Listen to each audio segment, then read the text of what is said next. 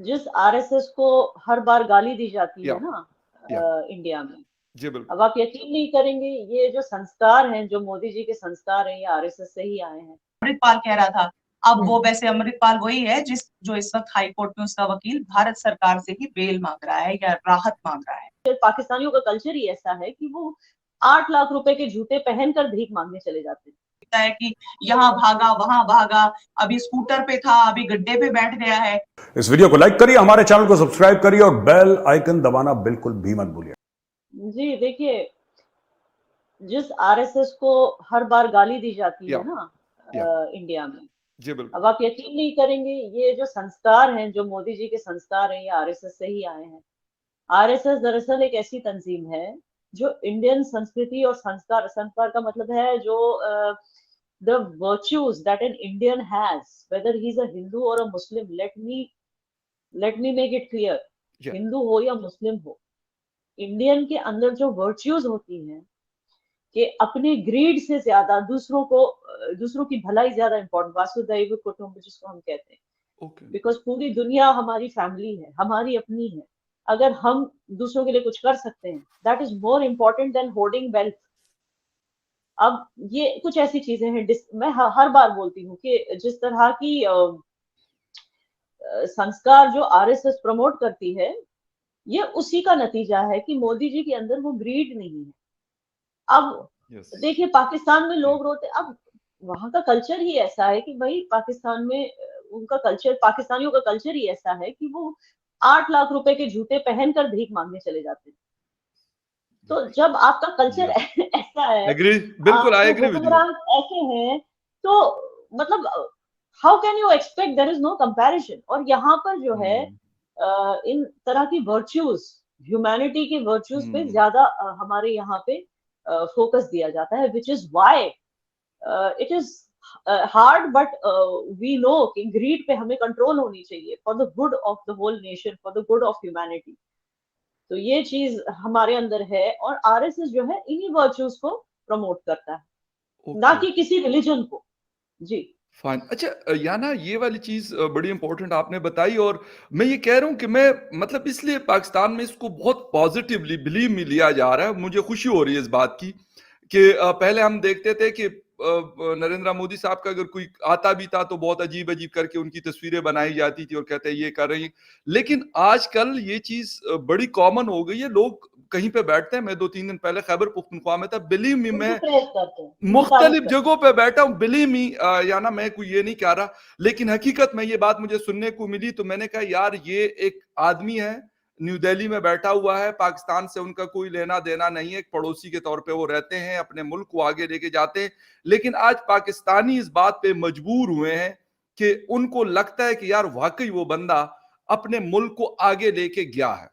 आप बेशक उनसे, जी जी प्लीज। हाँ, इसके 2 रीजन है। एक तो ये रीजन है कि मोदी जी को वो लोग पहले जिस तरह से उनके बारे में गलत कहते थे, वो इसलिए कहते थे क्योंकि बार बार गुजरात में जो मुसलमानों के साथ हुआ, उस चीज का एक मॉड्यूलर एग्जांपल देके बार बार उस चीज के ऊपर मोदी जी का कैरेक्टर असैसिनेशन करते थे कि उन्होंने वो करवाया। लेकिन आज जब वो यही पाकिस्तानी 2 चीजें देखते हैं, एक तो ये है कि 2022 की गुजरात इलेक्शन में बीजेपी जीत गया विद फुल मेजोरिटी, इंक्लूडिंग जो मुस्लिम मेजोरिटी एरियाज हैं गुजरात के, वहां भी लोगों ने बीजेपी को वोट दिया, जैसे कि ईस्ट सूरत, मैं एग्जांपल दे रही हूँ। तो हाई मेजोरिटी से बीजेपी के एमएलए जो है, हर जगह जो बीजेपी के रिप्रेजेंटेटिव्स हैं वही जीते हैं गुजरात में, including the majority Muslim areas. तो पाकिस्तानी तो यही सोचेंगे ना कि भाई जब गुजरात के मुसलमान ही उनके साथ हैं तो हम क्या बोल सकते हैं, क्योंकि गुजरात के मुसलमानों को पता है कि उनके सीएम, जो एक टाइम पे वो सीएम थे ना गुजरात, कि वो एक्चुअली क्या है।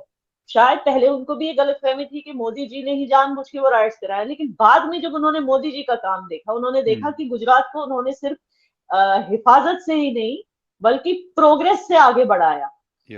और कभी किसी भी पॉलिसी में कोई हिंदू मुस्लिम ये तो बात आती ही नहीं है। कोई भी पॉलिसी जब वो इंट्रोड्यूस करते हैं, उसका बेनिफिट हिंदूज और मुस्लिम्स इक्वली उसका बेनिफिट लेते हैं।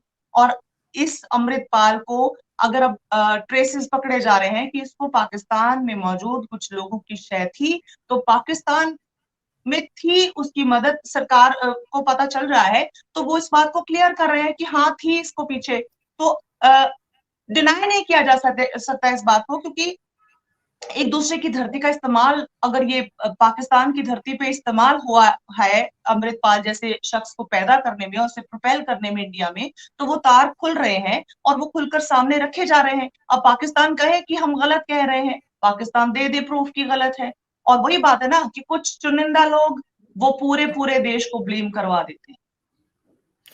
लेकिन बात तो सारी वही है कि पाकिस्तान में अगर कुछ होता है तो पाकिस्तान कह देता है भारत करवा रहा है, भारत में होता है वो कह देते हैं पाकिस्तान करवा रहा है। लेकिन जब तक अपनी कंट्री के अंदर कोई गड़बड़ नहीं करेगा तो बाहर वाला क्या कर सकता है। तो अंदर जो कुछ चल रहा है, बहुत से लोग तो भारत के अंदर से भी कह रहे हैं ना, खालिस्तान की भी बात कर रहे हैं, इस आदमी को छुपा भी रहे हैं, इसको अभी तक जिस तरीके से इसको प्रोटेक्शन भी दे रहे हैं। तो उसमें सिर्फ पाकिस्तान के ऊपर ब्लेम डाल देंगे तो मसला तो नहीं हल होगा ना, इशू तो वही रहेगा। आरजू जी, सिर्फ पाकिस्तान पे ब्लेम नहीं है, ब्लेम बहुत दूर तक जा रहे हैं, बब्बर खालसा पर भी जा रहे हैं, सिक्स फेडरेशन पर भी जा रहे हैं जो अमेरिका कनाडा की तरफ से चलती हैं। तो बहुत सारे पहलू हैं, सिर्फ पाकिस्तान को हो सकता है। ये जो नेशनल न्यूज मीडिया है ना, जिसको हम छोड़ के मैं बैठी हूँ इस वक्त, मैंने पिछले अपने 18 साल के करियर में कोई 13 मीडिया हाउसेस देखे होंगे, तो मैं नहीं कह सकती कि मेरा 18 साल का तजुर्बा है। मैं कहूंगी कि उसे मल्टीप्लाई कर लीजिए 13 चैनल्स के साथ, क्योंकि मैं उनकी मानसिकता, वो किस तरह से चलेंगे, किस तरह की प्रोपोगेंडा को प्रोपेल करेंगे, ये सब देख चुकी हूँ। आप भी जानती हैं, मैं भी जानती हूँ। इनके अपने रीजंस होते हैं किसी चीज को बढ़ाने और बढ़ा बढ़ा के दिखाने में। तो सीधी बात करूंगी कि कुछ ऐसे तत्व हैं आपके देश में भी और हमारे देश में भी, और अमृतपाल के केस में तो जाने कौन कौन से देश से इसके तार जुड़े हुए हैं। क्योंकि सडनली एक, और मैं अपनी सरकार को कहाँ छोड़ती हूँ, मैं पंजाब सरकार से भी सवाल पूछ रही थी, पिछले 5-6 महीने से इस बात पे बात हो रही है। मैं भारत सरकार से भी पूछ रही थी कि एक शख्स आता है आपके देश में, मेरे देश में, मेरे स्टेट पंजाब में, एज अ पंजाबी पूछती हूँ मैं, वो आके ललकारता है कि छड्डांगे नहीं, जंजीरें तोड़ देंगे। ऐसी कौन सी गुलामी की जंजीरें हैं भाई तेरे कदमों में जो तू तोड़वाने आया है या तोड़ने आया है? क्या इंटेंशंस है तेरी? तू कह रहा है हथियार पकड़ लो, गुरु ग्रंथ साहब में कहा गया है कि सबके पास हथियार हो, लेकिन is it relevant today? Are we gonna do that? क्या सब हम तलवारें लेके निकलेंगे कल से? ये बातें वो पिछले 6 महीने से कर रहा था। मेरे स्टेट की गवर्नमेंट लॉ एंड ऑर्डर चुप करके हाथ पे हाथ धरे सुन कैसे रही थी? वो हमारे देश को बुरा कह रहा था, कभी वो कह रहा था कि हमारे इंडियन पासपोर्ट को मैं कुछ नहीं समझता हूँ, अमृतपाल कह रहा था। अब वो वैसे अमृतपाल वही है जो इस वक्त हाई कोर्ट में उसका वकील भारत सरकार से ही बेल मांग रहा है या राहत मांग रहा है। पाकिस्तान में आरएसएस को एक एक्सट्रीमिस्ट ऑर्गेनाइजेशन माना जाता है। जिस तरह से पाकिस्तान के अंदर मसूद अजहर और हाफिज सईद पॉलिटिक्स में एक्टिव रहते हैं, इसी तरह उन्हें लगता है कि आरएसएस भी एक एक्सट्रीमिस्ट ग्रुप है जो अपनी पावर के जरिए पॉलिटिक्स में इंटरफेयर करते हैं, जबकि ऐसा नहीं है। आरएसएस बेसिकली बीजेपी की पेरेंटल ऑर्गेनाइजेशन है, आप ऐसा कह सकते हैं, और ये सोशल वर्क की तरफ और सोशल हार्मनी की तरफ काम करते हैं। जबकि दूसरी तरफ जो हाफिज सईद की ऑर्गेनाइजेशन है, हाफिज सईद आतंकवादी गतिविधियों में संलिप्त रहता है और अपने देश व दूसरे देशों में भी आतंकवादी घटनाओं को अंजाम देता है, उसका मास्टर माइंड बनता है।